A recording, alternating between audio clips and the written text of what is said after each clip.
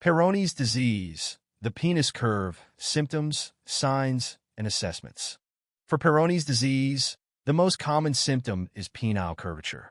Still, other symptoms can be observed, such as painful erections, a loss of length in the penis, a loss of girth in the shaft, and other deformities such as indentations or hourglass shape. Patients can also describe palpable lumps, difficulties with the hardness of the erections, or penile instability. A penis curve that is noticeable with erections. Erectile curvature caused by Peyronie's disease is thought to be the result of a problem in how the body heals after an injury. This scar tissue forms a bump under the skin of the penis. This bump of scar tissue is called a Peyronie's plaque. If the plaque forms on the top of the penis, it will make the erect penis curve up. If the plaque forms on one side of the penis, the erect penis will curve to that side. Painful erections or a burning sensation during sexual activity. The pain can range from mild to intense enough to make intercourse difficult or impossible. This is reported during the acute phase and usually lasts for weeks or months. However, it will improve until it disappears for most patients when the plaque and Peyronie's disease are stable. The pain can be reported even when the penis is not erect. However, for most patients, the pain is with erections. Several deformities are very often observed in men with Peyronie's disease. One of them is penile volume loss, the penis being shorter and thinner due to the rigidity of the plaque and presenting loss of length or loss of girth in your penis. Another deformity is the presence of one or more indentations. If these are at the same levels, we can observe an hourglass deformity. Many patients report a palpable lump, which is the palpable plaque. If the volume loss is distal or proximal, the penis can take the shape of the bottle.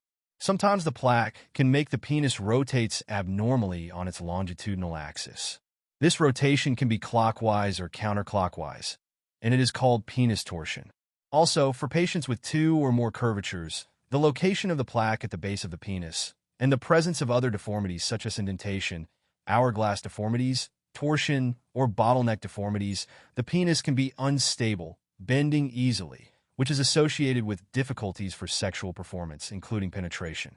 To discuss any potential treatment, guidelines recommend performing an initial curvature assessment. During this test, a penile injection will be used to achieve the most rigid erection.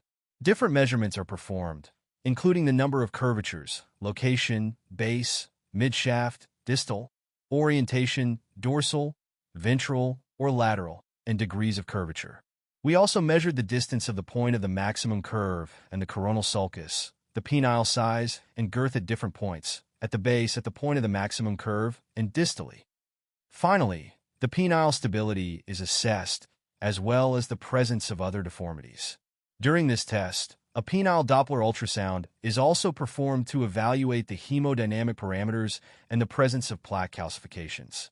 It is also important during the initial assessment of Peyronie's disease to evaluate the disease duration, the onset of Peyronie's disease, when the curve was seen for the first time, the progression of penile curvature, whether the deformity has remained stable, improved, or worsened over time. If stability has been achieved, the duration of this phase should be determined. Additionally, the presence of Dupuytren's contracture, a history of penile trauma, and any penile pain, whether in the flaccid state, during erections, or both, must be assessed. Psychological distress in both the patient and their partner should be evaluated, particularly concerning the penile appearance, uncertainty regarding treatment outcomes, pain, dissatisfaction with intercourse, and partner discomfort should also be considered. Furthermore, physical impairment, including inability or difficulties with penetration, penile volume reduction, instability, and pain experienced by either the patient or their partner during sexual activity must be thoroughly examined. As you can see, with an accurate history, physical exam, and adequate curvature assessment, potential treatment options could be discussed to treat Peyronie's disease.